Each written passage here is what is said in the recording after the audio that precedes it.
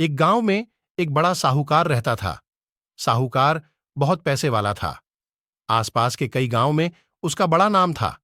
लेकिन इस साहूकार को अपने पैसों का, अपने रुतबे का और अपने नाम का बड़ा ही घमंड था। वह अपने नाम को बनाए रखने के लिए बहुत ज्यादा सोचता था और बिना किसी के भावनाओं की कद्र किए वो सब करता था जो उसे लगता था कि करना चाहिए। साहूकार को कई सालों बाद एक संतान प्राप्ति हुई थी। साहूकार ने अपने इस खुशी को मनाने के लिए अपने घर पर एक बहुत बड़ा कार्यक्रम रखा, जिसमें उसने आसपास के गांव के सभी श्रीमंत लोगों को और सिर्फ ऐसे रिश्तेदारों को जो पैसे वाले थे बुलाया था। पास के ही गांव में साहूकार की खुद की सगी बहन भी रहती थी। क्योंकि इन दिनों उसकी आर्थिक परिस्थिति कुछ अच्छी नहीं थी, इसलिए उसने अपनी बहन को तक इस कार्यक्रम के लिए नहीं बुलाया। साहूकार ने जिस कार्यक्रम का आयोजन किया था वह इतना भव्य था और इसके अलावा उसमें इतने प्रसिद्ध और श्रीमंत लोग आने वाले थे कि इस कार्यक्रम की चर्चाएं हर गांव में होने लगीं। यह खबर उस साहूकार की बहन तक भी पहुंच गई। बहन को यह जानकर बहुत ज्यादा खुशी हुई कि इतने सालों बाद उसके भाई को आखिरकार संतान सुख प्राप्त हो ही गया। बहन ने सोचा कि भाई गलती से उसे इस बारे में बताना भूल गया होगा और अपनों को भला कोई न्योता देता है।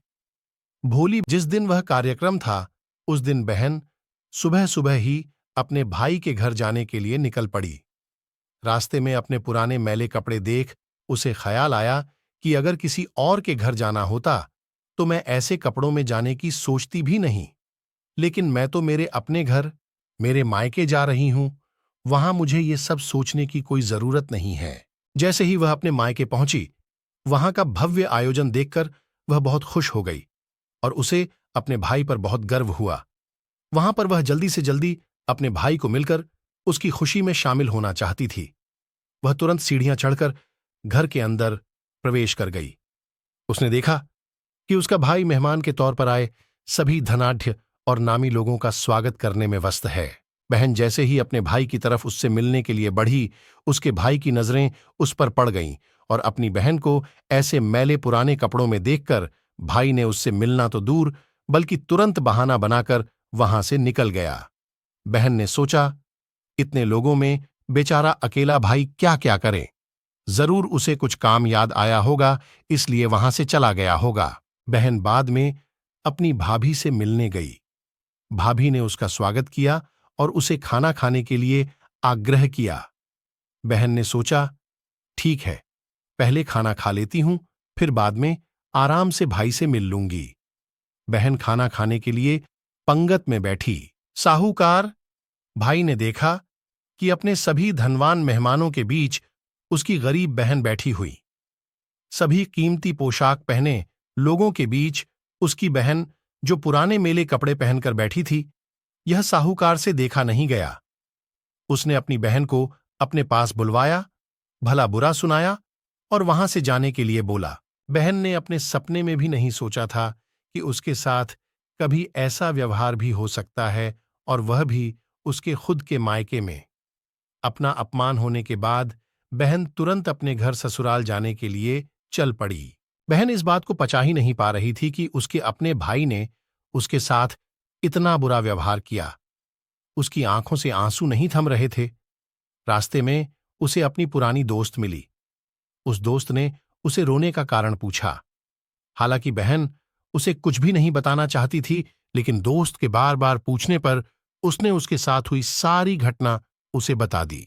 उसकी दोस्त एक समझदार महिला थी और काफी प्रैक्टिकल सोचने वाली थी। उसने कहा, अगर तुम मेरी बात मानो तो एक दिन तुम्हारा भाई खुद तुम्हें अपने यहां बुलाएगा और तुमसे माफी मांगेगा। बहन ने उसे कहा कि मैं तुम्हारी हर बात मानूंगी, बताओ मुझे क्या करना होगा। दोस्त ने कहा, उसमें इतनी मेहनत करो कि उस काम में तुमसे अच्छा कोई भी ना हो। बहन को अपने दोस्त की बात सही लगी। उसने घर पहुंचकर अपने आंसू पोंछकर उसी दिन से एक गृहोद्योग शुरू किया। उसने दिन रात मेहनत की, अपने साथ कई और गांव की महिलाओं को जोड़ा और देखते ही देखते उसका गृह उद्योग चल पड़ा। कुछ ही सालों में आसपास के 50 गांव में उसका नाम और रुतबा काफी बढ़ गया और अब वह पैसों के मामले में अपने भाई से भी ज्यादा बड़ी बन गई। भाई को भी जब यह पता चला कि उसकी बहन इतनी श्रीमंत हो गई है, तो उसने सोचा कि एक बार उससे मिलकर आया जाए। वह जब अपने बहन को उसके घर मिलने पहुंचा, तो बहन ने उसका किसी राजा महाराजा की तरह स्वागत किया, उसके पसंद खाना खिलाया। बहन का ऐसा व्यवहार देखकर भाई को अपनी पिछली गलती का एहसास हुआ, इसलिए उसने अपनी बहन को अपने घर होने वाली पूजा के लिए आमंत्रित किया। कुछ ही दिनों बाद बहन अपने भाई के यहाँ उस पूजा के लिए पहुंच गई। जैसे ही बहन अपने भाई के घर पहुंची, उसका भाई उसके स्वागत के लिए दरवाजे में ही खड़ा था। बहन अपने महंगी गाड़ी में आई थी। उसने बहुत कीमती साड़ी और उससे भी ज्यादा कीमती गहने दागिने पहन रखे थे। बहन का ऐसा ठाठ बांट देखकर सिर्फ भाई नहीं, बल्कि उसका पूरा गांव दंग रह गया। भाई दौड़कर आया और बहन की गाड़ी का दरवाजा खोलकर उसे बाहर आने के लिए कहा और बड़े प्यार से उसे पूजा का प्रसाद ग्रहण करने के लिए बुलाया। बहन को इस बार 12 पकवान परोसे गए थे। चांदी की थाली में उसे खाना दिया गया था। वह साथ में एक सोने की चम्मच भी रखी गई थी। उसके बैठने के लिए बेशक कीमती पाट रखा गया था।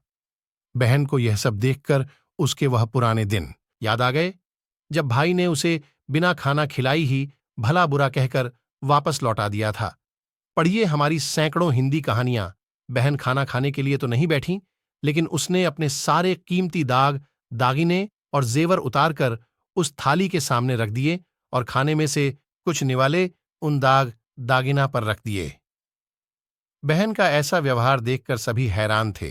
किसी को नहीं समझ में आ रहा था कि बहन ऐसा क्यों कर रही है। आखिर वह क्यों उन जेवरों को खाना खिला रही है।